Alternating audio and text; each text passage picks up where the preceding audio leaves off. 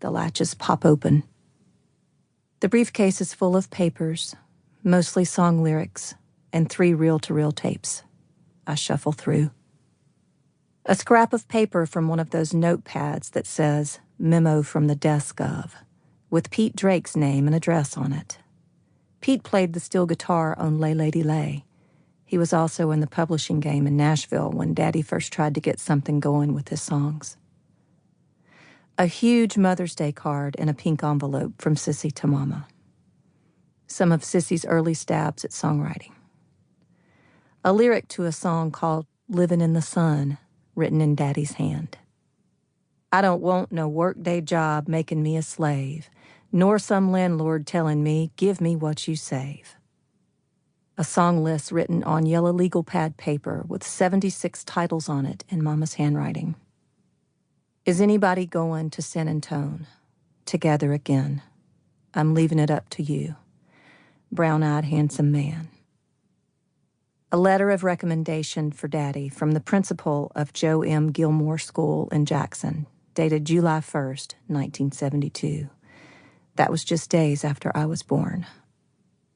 A birthday card to Mama from Sissy and me, and another Mother's Day card from me, dated May 8, 1983.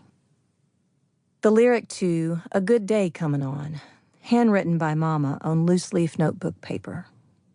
A letter from Window Music Company in Nashville mentioning it and 2 other titles. A typed lyric to "Kinfolks," a song of Daddy's I don't recall ever hearing. Another letter of recommendation from the principal at Jackson High School, dated July 5th, 1972. Frank Barbary, the same man who was principal when Sissy and I went to school in Jackson 12 years later. A business card with Huey P. Moe's name on it. He was a record producer and a pretty successful one, but went to jail for drugs and child pornography. I'm glad Daddy didn't take up with him. He did produce Wasted Days and Wasted Nights, so he had to have had some redeeming qualities. My second ex-husband says he's the only person who ever got a song back from Huey P. Moe. Second ex-husband was also once on Moe's Crazy Cajun show on KPFT in Houston. It's a small world, and there are only about 2 degrees of separation in the music business. Lyrics in manila envelopes sent registered mail to Daddy from Daddy. Copyrights. So many songs. Love songs, traveling songs, longing songs. These pages tell me more about him than he ever let me see. He loved playing music more than anything else. He had trouble keeping a job. The business cards and contracts tell me he thought he was good enough to make it and he wanted to be acknowledged for his talent. The writing shows me he wasn't great, only okay, but it is good enough to reveal his gypsy soul, or at least his want of one. Am I to believe he had a tender heart buried underneath the misery he showed the world so much of the time? Of course I am. Of course I do. These papers are history, his and ours. Verses and choruses, dreams and plans.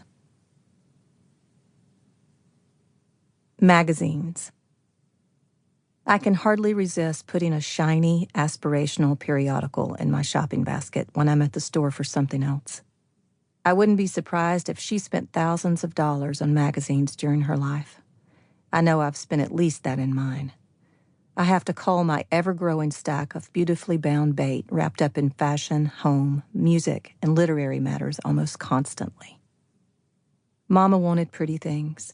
She wanted a life less haunted by a dysfunctional marriage and unfulfilled promise and promises. A life that gave her a car with working headlights, not ones that required her to jiggle the switch so they would come on again after they suddenly went off as we drove down the 2-lane, black-as-pitch highway on our 30-mile drive home at night. A life that gave her a nice house she wasn't embarrassed to have people see, instead of the one that always seemed to be in disrepair. A life that gave her a husband she could talk to, one without a drinking problem, a mean streak, and a death wish. A life that made her less depressed. Magazines are full of dreams. I don't know what hers were. Coffee cups. I have some pieces from a set of china that belonged to Mama. It isn't by any means fine. To keep listening to this audiobook for free, click the link in the description. It will take you to a free Audible trial where you can listen to this and many other books for free for 30 days.